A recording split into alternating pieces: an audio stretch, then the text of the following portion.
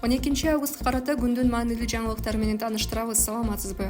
Өзгөчө кырдаалдар министрлиги 11 августта Ысык-Көл районунда сел жүргөнүн билдирди. 16 үйдө суу каптады, анын 4-өө Чолпон Ата шаарында, 9-у Бактуу Долоноту, 3-өө Бостери, 1-өө Булан Соготай ауылдарында жайгашкан.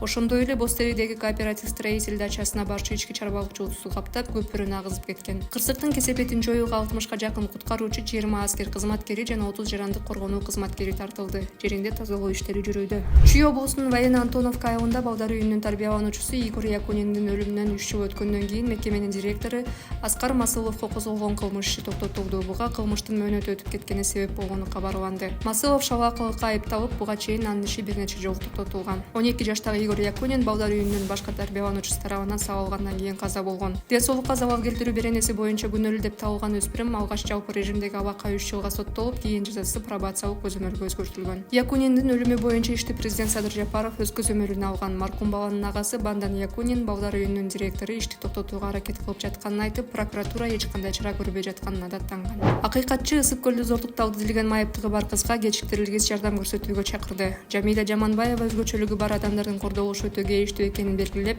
муну орчундуу көйгөй деп атады. Мындай жарандар мамлекеттик деңгээлде өзгөчө коргоого муктаж. Тилекке каршы майыптыгы бар кыздарыбыздын кордолушу мени өтө тынчсыздандырат. Мамлекеттик жана укук коргоо органдары өзгөчөлүгү бар жарандарга кордук көрсөткөндөргө катаал чараларды көрүшү керек. Биз баарыбыз биргеликте өзгөчөлүгү бар жарандарыбызга коопсуз шарт түзүп, жетиштүү деңгээлде колдоого алышыбыз зарыл, деди акыйкатчы. Акыйкатчы институту кыздын абалы тууралуу маалымат түшөр замат тийиштүү чаралар көрүлгөнүн билдирди.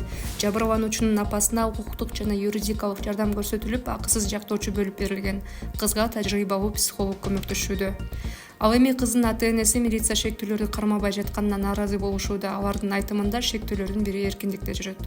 Ысык-Көлдө майыптыгы бар кыздын зордукталганы тууралуу 5 августта белгилүү болгон. Милиция анда кылмышка шектелип, 2 тургун кармалганын билдирген. 11 август саат 4:05 чамасында Бишкек Ош жолунун 487-чакырымында Тагыраагы Жалал Абаддын Нокен районунун аймагында жол кырсыгы катталып, 6 киши каза болду.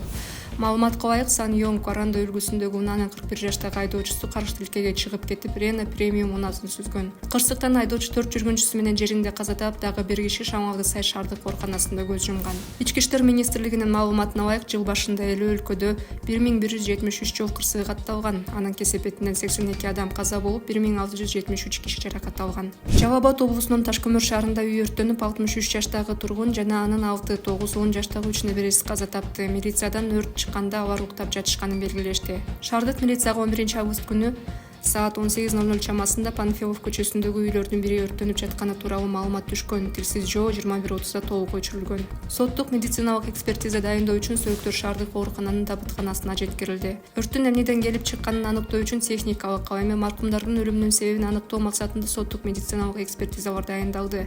Өрт үйдөгү кондиционердин иштеп жатканы үчүн келип чыкты деген болжол бар, дешти милициядан. 11 августта Парижде жайкы Олимпиада оюндары жыйынтыкталды. Ага Кыргызстандын атынан спорттун 5 түрү боюнча 16 спортчу катышып, 6 медаль жеңди.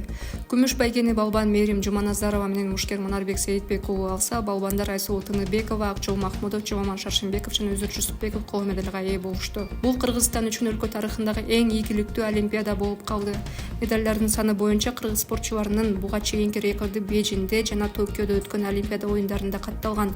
Анда спортчулар 3 медаль жеңген. Спортчулардын бул жолку байгелерин кошкондо эгемен Кыргызстандын тарыхындагы олимпиадалык медалдардын жалпы саны 13-кө жетти. 5 күмүш жана 8 коло. Кыргызстан Париж Олимпиадасында медаль алган өлкөлөрдүн тизмесинде 68-орунга жайгашты.